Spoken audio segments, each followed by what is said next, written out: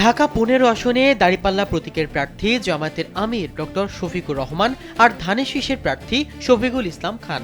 নির্বাচনের হাড্ডাহাড্ডির লড়াইয়ে ফলাফলে জানা গেছে নিজ ভোট কেন্দ্রে পরাজিত হয়েছে জামায়াতের আমির ডক্টর শফিকুর রহমান। কিন্তু কত ভোটে হারলেন তিনি? জানা গেছে ধানের শীষ প্রতীকের প্রার্থী শফিকুল ইসলাম খানের কাছে মাত্র ৫ ভোটের ব্যবধানে হেরেছেন তিনি। বৃহস্পতিবার রাতে বেসরকারিভাবে এ ফলাফল জানা যায়। প্রাপ্ত কেন্দ্রভিত্তিক তথ্যে দেখা গেছে মণিপুর উচ্চ বিদ্যালয় কেন্দ্রে দাঁড়িপাল্লা প্রতীকে ডক্টর শফিকুর রহমান পেয়েছেন ৫৬০ ভোট। অন্যদিকে তার নিকটতম প্রতিদ্বন্দ্বী ধানের শীষের প্রার্থী পেয়েছেন ৫৬৫ ভোট। কেন্দ্রটিতে মোট ভোটার সংখ্যা ছিল ১১৪৭ জন। অল্প ব্যবধানে এই পরাজয় স্থানীয় রাজনৈতিক অঙ্গনে ব্যাপক আলোচনার জন্ম দিয়েছে। নিজ কেন্দ্রে এমন হারের ঘটনায় দলীয় নেতাকর্মীদের মধ্যেও মিশ্র প্রতিক্রিয়া দেখা দিয়েছে।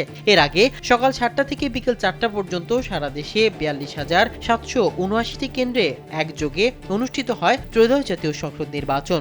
সংসদ নির্বাচনের পাশাপাশি একই দিনে অনুষ্ঠিত হয় গণভোট। নির্বাচন কমিশন জানিয়েছে ভোট গ্রহণ শান্তিপূর্ণভাবে সম্পন্ন হয়েছে এবং ধাপে ধাপে ফলাফল ঘোষণা করা হচ্ছে।